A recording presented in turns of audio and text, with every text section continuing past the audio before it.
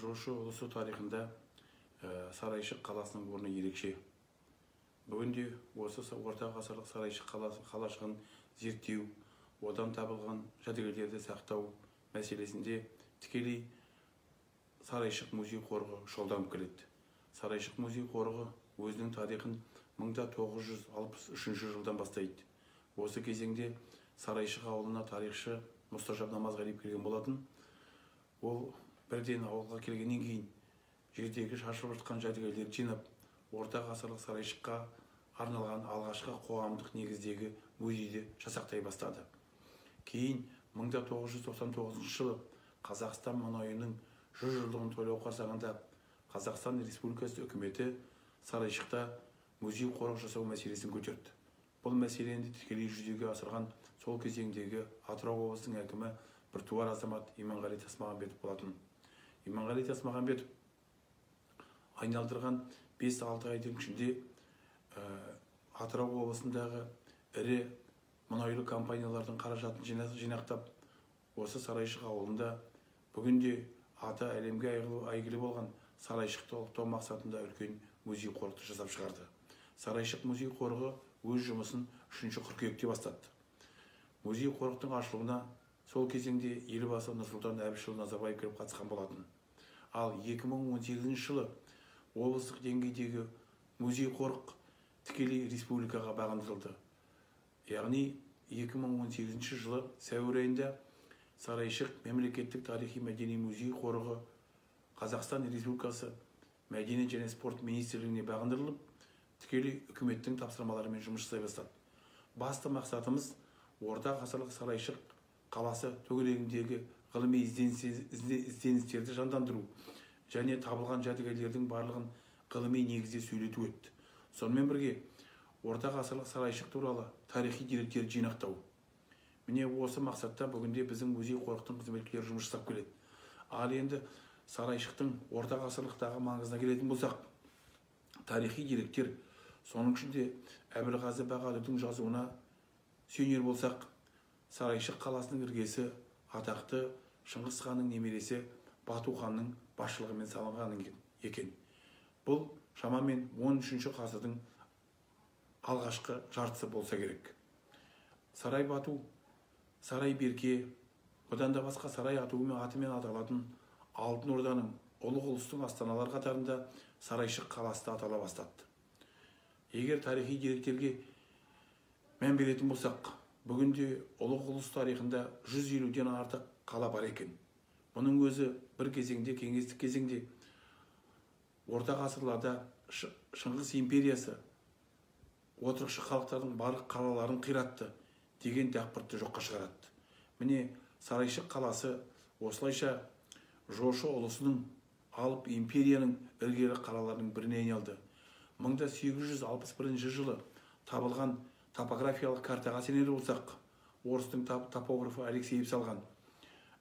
Бүгінгі орта ғасырлық Сарайшықтың құланысы сол кезеңде 3 верст 350 сажын деп көрсетілген екен. Бүгінгі өлшемге аударатын болсақ, ол 4,5 километрді құрайды. Орта ғасырлық Сарайшықты қазған ұзақ жылдар бойына ресейлік археолог Галкиннің есебінше, осы орта ғасырлық Сарайшықта 50 мыңға дейін халық тұрған екен. Ал егер өзге Алтын Орданың астаналарымен салыстыратын болсақ, мәселен Сарай Батумен, біз бұл арада орыс зерттеушісі белгілі тарихшы Егоровқа сүйенеміз. Егоров Тизенгаузеннің еңбегіне сүйене отырып, Сарай Батудың құландыларының аумағы 10 мың километр жерді құрайды деп жазған болатын. Ал бұл жерде шамамен 75 мыңға жуық халық тұрған екен. Енді осы екі қалашықты салыстырар болсақ, әрине Сарай Батудың орны ерекше. Бұдан басқа Алтын Орданың астаналары Сарай Беркенің де орны ерекше. Мұның өзі біздің Сарайшық қалашығының белгілі дәрежеде осы екі қаладан кейінгі үлкен қаланың болғандығын айғақтайды.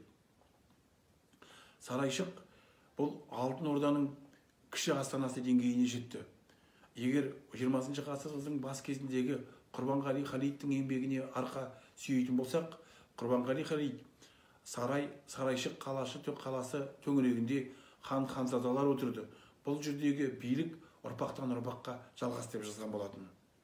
Ал бұған қоса Егоровтың еңбегінде тағы да сүйенетін болсақ, Сарай Бату, Сарай Берке қалалары негізінде сарайшықта әрі қарай өзінің дамуын жалғастырды дейді. Яғни олардың бір схемада, бір нұсқада дүниеге келгендігін жазады. Сарайшық өз заманында іргелі саяси, қоғамдық, экономикалық, әлеуметтік мәселелерді шешетін іргелі орталық айналды.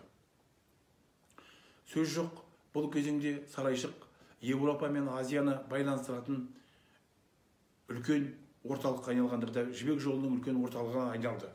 Бұл турасында белгілі зерттеуші Карл Пайпаховтың Алтын Орда қалаларына арналған еңбегінде толыққанды жазылған. Екіншіден, сарайшық өз заманда мұсылман дінін мемлекеттік дін еткен рухани астанаға айналды. Ұлы ұлыстың территориясы сонау Ертістен бастап Дунайға дейінгі аралықты қамтитын барлығымыз жақсы білеміз. Бұл кезеңде мұсылман діні толыққанды орталық Азияда дами бастаған болатын. Алтын Орда хандарының ішінен мұсылман дініне алғаш назар аударған бұл Әбілғазы еңбегіне сүйенетін болсақ, Берке хан екендігін біз жақсы білеміз. Әбілғазы дерегінде алдымен Берке хан, одан кейін оның інісі Тоқай Темір мұсылман дінін қабылдатты деп жазылады.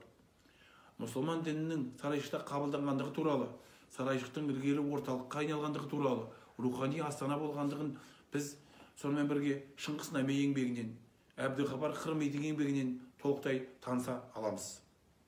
Ол турасында соңғы ресейлік зерттеуші, Алтын Орданың мамандарының бірі Трепавловта өз ойларын ашық білдіреді. Егер біз атап өткен орта ғасырлық еңбектерге назар аударатын болсақ, мәселен Әбілғазыға Берке хан Бұхараға барды. Бұхарадан келе жатқан саудагерлермен кездесіп, мұсылман діні туралы толық ақпарат алды. Кейін мұсылман дінін осы сарайшықта қабылдап, осы мұсылман діні арқылы елін бақ дәулетке жеткізді деп ашық жазады.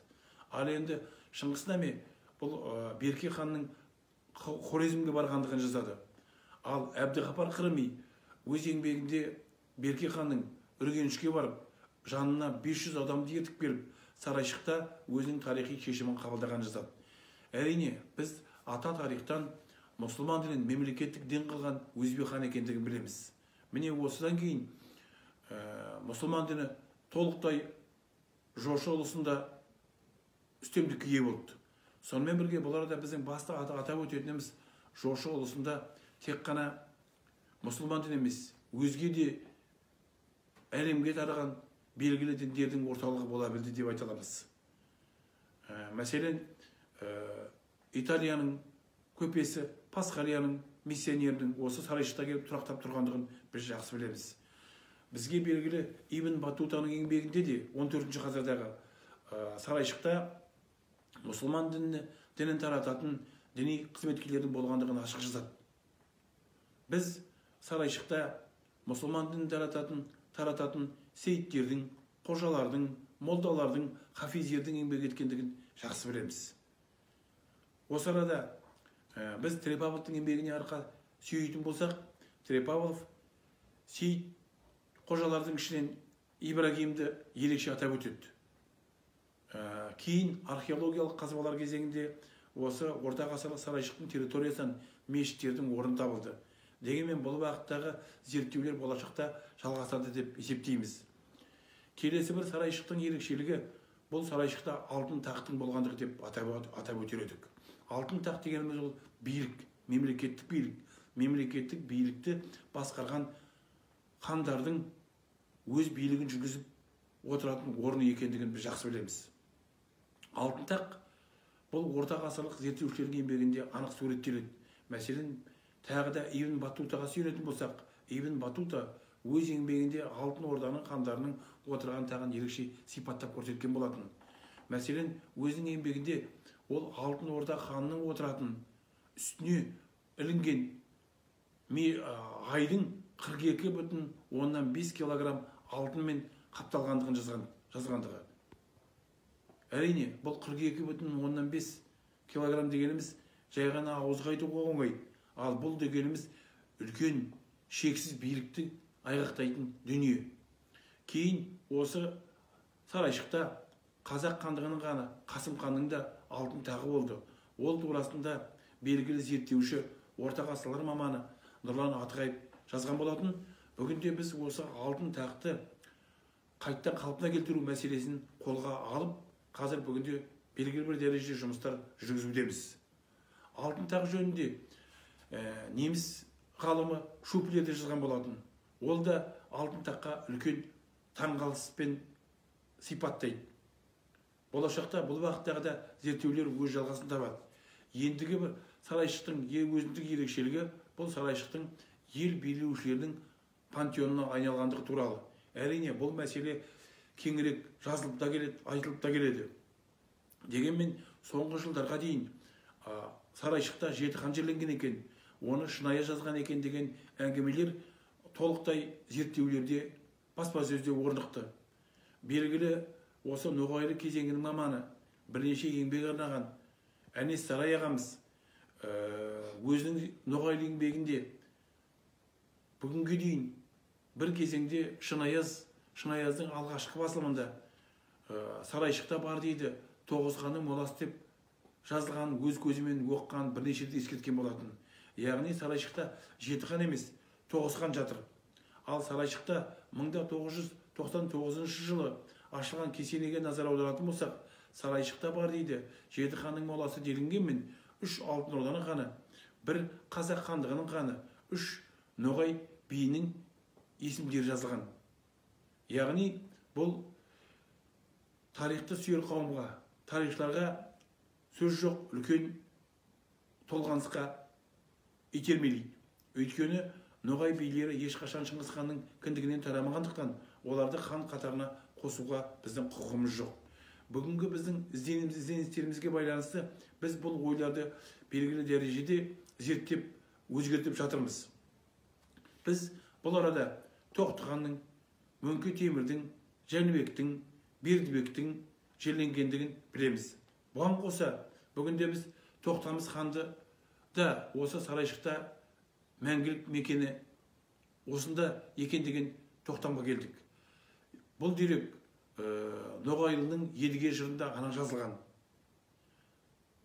Жырда Едіге ұрпақтары ата кекті қайтару үшін Тоқтамыстың басын кесіп алып, осы сарайшыққа әкеліп жерлегендігі жазылған. Бұған қоса, біз қазақ хандарының атасы Барақ ханды да сарайшықта жатыр деп толық айтуымызға болады. Ол турасында әрине белгілі зерттеушілердің де кейбір еңбектерінде Барақ хан елдің оңтүстігінде қалған екен деген әңгімелер бар. Бірақ Әбдіғапар Қырымидің, Шыңғыс Наменің еңбектеріне назар аударсақ, бұл еңбектерде Барақ ханның сарайшықтың маңында өлтірілгендігі анық жазылған. Ал сарайшықтың маңында ол өлтірілетін болса, анау қиыр шетте оңтүстікке әкетілуі мүмкін емес. Яғни Барақ хан да сарайшықта жатыр. Сарайшықта Қасым ханның жатқандығы толықтай дәлелденді деп айта аламыз. Ол турасында орыс деректері де Қадырғали бидің жылнамасында да анық жазылған. Тіпті 1861 жылғы Алексеевтің топографиялық картасында да хан моласы анық көрсетілген. Және картада Жәңгір хан 1836 жылы хан моласының айналасын қоршап өзінің белгісін орнатты деп жазылған. Ал ел ішінде қалған аңыз әңгімелер, шежірелерде де Қасым ханның осы жерде жерленгендігі анық көрсетілген. Болашақта бұл мәселелер толықтай зерттеулік қажет етеді, және Сарайшық музей қорығы ғалымдары, археолог мамандары бұл зерттеулерді ары қарай жалғастырады деп сенеміз. Ендігі бір сарайшықтың өзіндік үлкен бір ерекшелігі сарайшықтың даңқты аты әлемге жайылған аңыз тұлғалардың туған жері екендігі. Бұл арада біз ерекше атап өтетініміз Жүсіп ханның қызы атақты Сүйінбеке ханшайым. Сүйінбекенің Қазан хандығын басқарғандығы, оның отаршылдыққа қарсы күрескендігін әлем біледі. Бүгінде Қазан сұртшылығы Сүйінбекеге ерекше ілтипатпен көңіл аударып, оны әр уақытта ұлықтап келе жатыр. Екінші үлкен тұлға бұл Ораз Мұхаммед Сұлтан. Ораз Мұхаммед Сұлтан қазақ хандығын басқарған Тәуекел ханның інісі, Ондан Сұлтанның інісі болатын. Ал Ондан Сұлтан зерттеушілердің пікіріне назар аударатын болсақ, мәселен Беляковтың пікірін зерттеуіне, ол ноғай елінде ноғайлардың қаны болды деп анық жазылған. Яғни Ораз Мұхаммедті біз осы сарайшықта дүниеге келген деп толық айтуымызға болады. Ораз Мұхаммед бұл қазақ-орыс дипломатиясының басында тұрғандығында соңғы кезеңде тарихтар жазып жүр. Өткен 2019 жылы Ораз Мұхаммедті ұлықтау барысында Иманғали Нұрғалиұлы Тасмағамбетов бір қыруар жұмыстар жасады. Қазақстанның белді тарихшыларының қатысуымен Рязань облысында оған арнайы ескерткіш қойылды. Бұл бағытта да зерттеулер болашақта жалғасын табады. Ендігі үлкен мәселе бұл атақты Өзбек хандығының ханы Әбілқайыр ханның да осы сарайшықтың төңірегінде туғандығы жөнінде пікірлер.